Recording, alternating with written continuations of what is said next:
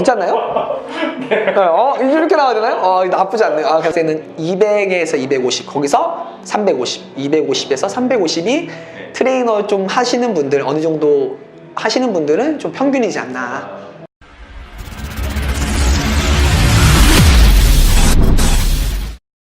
그러면 그 트레이너들 근무 형태는 네. 지금 어떻게 되는 건가요? 평일 근무, 뭐 주말 근무라든지. 네. 아마 이제 보편적으로는 오전 근무, 오후 근무를 일단 나누는데요, 주중에는. 그래서 뭐 새벽 6시부터 뭐 오후 3시까지, 그리고 뭐 오후 1시부터 뭐 오후 3시부터 저녁 12시까지, 이런 식으로 보편적으로는 한 9시간 근무를 두고 있어요. 두고 있고, 주말 근무는 일요일을 하는 데는 일요일 당직 제도로 돌아가게 되고요. 한 명이서 쓰겠죠. 한 명이나 두 명이나 이렇게 짧게 쓸 거고, 뭐 그런 식으로 되지 않나. 트레이너로서 다른 사람들이랑 그 회원들이랑 빨리 네. 친해지고, 그 다음에 회원들이 운동에 빨리 적응할 수 있도록 그 혹시 노하우가 있으신가요? 노하우는 노하우라기보다는 좀 성향이 제가 봤을 때 좀 밝긴 해야 돼요. 왜냐면 회원들한테 먼저 좀 다가가서 그러니까 가르쳐주고 또 이렇게 하는 게 좋겠다고 권면해 줘야 되기 때문에 조금 밝은 에너지를 가지면 좋을 것 같아요. 그러니까 트레이너 하고 나서도 성향이 많이 바뀌시는 분들도 많죠. 왜냐면은 이렇게 내성적이었던 사람이 누군가 가리키고 또 하면서 좀 밝아지시는 분들이 많습니다. 그래서 먼저 접근하는 게 중요한 것 같고요. 그게 힘들면 인턴이라고 해야 되나? 네네. 인턴 트레이너들이 이제 중급 트레이너로 넘어가는 과정이 어떻게 구분이 되나요? 이게 사실 뭐 구분되지는 않아요. 근데 이제 제가 아는 중에서는 이런 건 있더라고요. 뭐 이제 뭐 레벨 1 트레이너들은 뭐 이제 운동을 가리키는 것, 네. 레벨 2 트레이너들은 이제 체형을 교정할 수 있는 능력을 갖춘 자들. 체형을 교정하는. 네. 요런 교정 운동을 할 수 있냐 안 할 수 있냐, 요 정도로 나뉠 수도 있지만 네. 형식적으로 본 평균 센터에서는 그런 건 없습니다. 다만 인턴은 진짜 아무것도 모른 채 운동이 좋아해서 오는 사람들, 배우고 싶은 사람들이라면 조금 이제 어느 정도 시간 6개월, 1년 정도 지나면 사람도 대할 줄 알고 어느 정도 나름 공부를 해서 이제 자격증도 따쓸 수도 있고, 그리고 이제 1년 정도를 수많은 회원들을 대하다 보면 데이터가 정립되잖아요. 네. 그런 어느 정도의 데이터를 갖고 있다면 이제 회원을 조금 어떤 회원이든지 대할 수 있는 사람이라면 이제 그런 사람들은 조금 믿을 만한 중급 트레이너지 않나 라는 생각을 해봅니다. 트레이너나 아니면 운동하는 사람으로서 혹시 롤 모델이 있으신가요? 그러니까 저는 뭐 제가 막 보디빌더는 선수는 아니기 때문에 선수에서 존경하는 사람은 사실 없고요.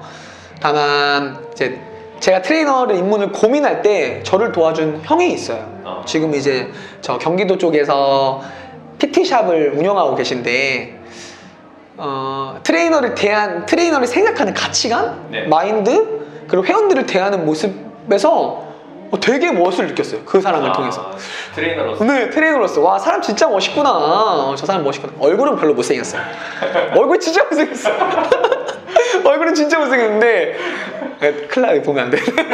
근데 사람을 대하고 그 사람을 대하는 마음이 저는 멋있게 느껴져서 나도 저런 트레이너가 한번 돼봐야겠다 라는 생각을 했던 것 같아요. 그래서 지금도 트레이너로서 어떤 고민이 있을 때 가끔 물어봐요. 연락을 해가지고 형이라면 어떻게 하겠냐, 형은 이거에 대해서 어떻게 생각하냐 라고 물어봅니다. 네. 이제 헬스장을 이제 등록하고 몸을 만들고 이제 다이어트를 하려는 분들에게 그 혹시 추천하는 그 헬스장을 고르는 방법이? 헬스장을 고르는 방법이라, 사실 처음 운동을 접근하시는 분들은 PT가 아니라면 그냥 헬스만 끊는 거는 저는 별로 안 좋은 것 같아요. 예, 오히려 다양한 그룹 운동을 할 수 있는 형태의 운동으로 접근을 하시는 게 흥미도 유발되고 운동을 다양하게 접근을 함으로써 내가 뭐가 좋은지를 찾으실 수도 있을 것 같습니다. 일단 여러 가지를 네. 스피닝이든 뭐 이제 다양한 GX 프로그램이든 네. 여러 가지 것들이 프로그램에 있는 데를 조금 가셨으면 좋겠고요. PT가 아니라면요, 개인 트레이닝이 아니라면 그런 데를 좀 찾아보셨으면 좋겠고, 그리고 이제 대부분 처음 하시는 분들은, 저는 이렇게 말씀드려요. 처음 하시는 분들은 한 달만 해보겠다. 근데 한 달 갖고는 효과도 미미하고요, 내 흥미를 찾기도 애매해요. 운동은 흥미도 중요하지만 꾸준함이 중요하거든요. 그래서 내 몸을 바꾸려면 저는 적어도 최소 3개월 이상은 권유합니다. 그래서 1년이 길다고 생각했을 때는 나 한 달만 해야지, 그렇게 권유하시는 분들도 있겠지만, 아니 저는 운동의 흥미와 효과 두 가지를 다 보려면 3개월 정도는 어떤 운동이든지 운동을 하셔라 라고 추천해드리고 싶어요. 3개월은 해야 그 본인이 체감할 수 있는 그렇죠. 네. 효과를 느낄 수 맞습니다. 있는 최소한 맞습니다. 기간이 그렇죠. 3개월 정도로. 이제 몸에서 신체 조성이 바뀔 수 있는 기간을 저희가 최소 8주에서 12주 정도 보거든요. 그렇기 때문에 그 사이 정도의 운동을 할 수 있게 어디 가셔서든 3개월은 내가 이 운동을 선택했으면 꾸준히 해야겠다, 그런 생각을 하시면 분명히 건강을 챙기실 수 있을 거예요. 저희가 PT 트레이너라든지 아니면 PT를 받을 때 네. 저희는 일단 트레이너 선생님들에게 모든 걸 의존해서 그렇죠. 운동을 하는데, 네. 혹시 트레이너들끼리는 그 서로 혹시 실수를 한다든지 아니면 그런 부분들이 있나요? 트레이너들끼리요? 아니면 그러니까 회원한테? 트레이너들만 알 수 있는. 알 수 있는, 있죠. 사실은 있죠. 왜냐면 저 회원한테는 저 운동을 시키면 안 되는데 라는 것들이, 후보자한테 좀 시키면 안 되는, 이제 발을 뒤쪽으로 해서 이제 움직이는 비하인드 넥 프레스라고 하는 어깨 운동이 있는데, 그런 거 같은 경우는 좀 이제 움직임의 가동 범위를 조금 설정해 주면 좋은데, 뭐 유튜브에서 하는 대로 혹은 보디빌더가 하는 대로 그렇게 시켜버리는 거죠. 네. 저런 건 어깨를 상하게 하는데 라든지, 뭐 회원한테 어떤 병력사항을 물어봐서 회원이 어디가 안 좋은데, 어디가 안 좋을 때는 운동을 피하거나 이런 운동을 시켜야 되는데 또 그런 것들을 하지 않는 경우가 사실은 있습니다. 네, 그래서 그런 거 같은 경우에는, 그래서 팀장이라 있고 리더가 있어서 그런 부분들은 그렇게 했으면 좋겠고 이렇게 하는 게 맞다라고 조금 지휘를 해주는 분도 있죠. 네. 그러면 PT를 받기 전에 자신의 병력상 그리고 그렇죠. 확실히 트레이너분에게 전달해줘야지. 너무 중요합니다. 네. 전달해줘야지 그 본인한테 딱 맞는 추천 운동 프로그램을 만들어서 그렇죠. 함께 하는 게 제일 효과를 많이 볼 수 있는. 맞습니다. 방법입니다. 아마도 그 좀 문제를 잘하는 트레이너들은 과거의 병력사항을 반드시 물어볼 건데, 플러스 알파 그것까지 물어볼 거예요. 병원에 가서 진단을 받았고 그 진단으로 인해 운동을 해야 되는지를 허락받았느냐라고 물어본다면 어느 정도 그런 것들을 파악하는 트레이너가 될 겁니다. 괜찮은 트레이너가 될 거고. 네. 그리고 또 하나의 트레이너는 진단을 받지 않았으면, 혹은 뭐 이 병력에 대해서 정확히 알지 못할 것 같으면 회원님 병원 한번 다녀오세요 라고 말해주는 트레이너. 당장 끊어내는 게 아니라 병원 한번 다녀오신 다음에, 그런 다음에 다시 한 번 더 문의를 주세요 라고 하는 트레이너면 더 진실성 있고 더 회원을 생각하는 트레이너가 아닌가 생각해봐요. 네. 이제 여름 다가오는데 혹시 추천하는 다이어트 방법 뭐 있으신가요? 다이어트 방법은 사실은 중요한 건, 운동도 운동이지만 먹는 걸 줄이세요. 너무 많이 드셔서 문제입니다. 예. 아니 사실 다이어트는 운동이 30, 제가 봤을 때 운동이 30, 먹는 게 70이에요. 예. 근데 먹는 것들을 조절하지 못한 상태에서 운동하면 일명 건강한 땡땡이 될 수 있어요. 그렇기 때문에 먹는 거를 좀 줄이셔라. 지금 먹고 있는 상태에서 야식은 줄이고 면도 좀 줄이시고 좀 튀긴 것도 줄이고 조금 줄이시는 상태에서 어떤 운동이든 꾸준히만 하신다면 지금 시작하셔야 됩니다. 7, 8월 지금 시작하셔야 돼요. 네. 그러면 지금보다는 나아진 몸을 만들 수 있지 않을까요? 네. 혹시 뭐 약물에 대해서는 어떻게 생각하시나요? 운동을 하는 사람들이라면, 특히 이제 대회를 나가시는 분들이라면 엄청난 유혹이 있을 거예요. 맞아요. 저는 알지만 결국 그 한순간을 위해서 정말 건강을 해치는 행위는 조금 더 신중하셔야 될 것 같아요. 예, 신중하셔야 될 것 같고, 특히 뭐 대회 나가시는 분들한테 하는 말이고, 일반인들은 절대 그렇게까지 손 안 드셨으면 하는 게 사실 생각입니다. 왜냐면 이제 몸의 순리를 역행해서 한다는 거는 결국 몸을 해치는 행위예요. 그러니까 건강을 위한 헬스로 시작했던 게 건강을 해치는 행위로까지 변질될 수 있습니다.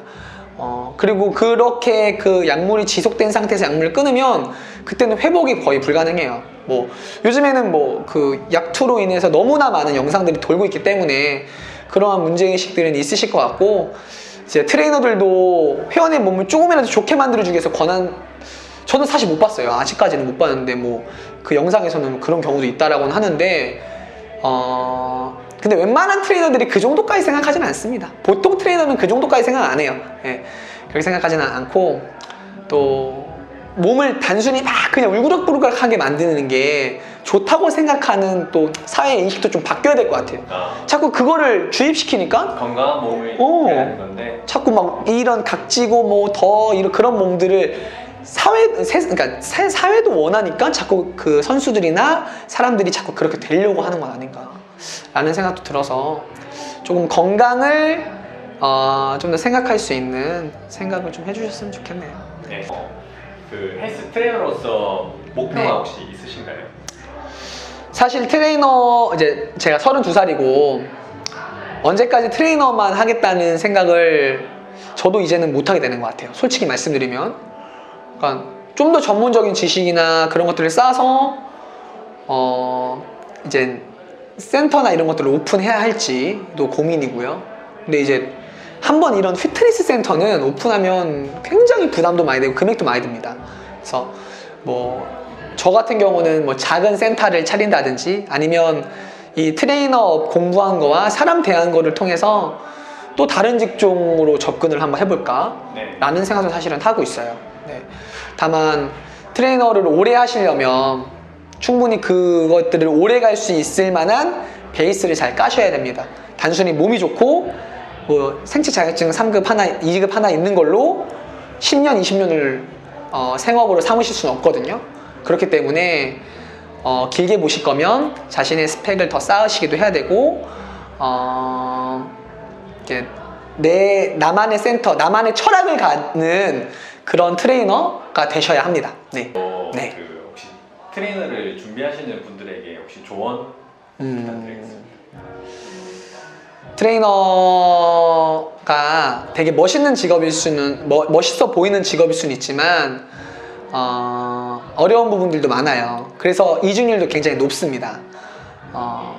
사람을 진실되게 대할 줄 아셔야 되고요. 그리고 자기가 발전하기 위해서 끊임없이 노력하셔야 돼요. 단순히 내 몸을 가꾸는 사람이 아니라 트레이너는 남의 몸을 챙겨주는 사람이기 때문에 타인의 입장에서 생각하셔서 타인의 몸을 가꿀 수 있는 지식과 노력들을 해주셨으면 좋겠고요. 그 인성과 실력을 잘 갖추시면 정말 멋지신 트레이너 될 수 있고, 충분히 젊은 나이대에도 잘 버실 수 있습니다.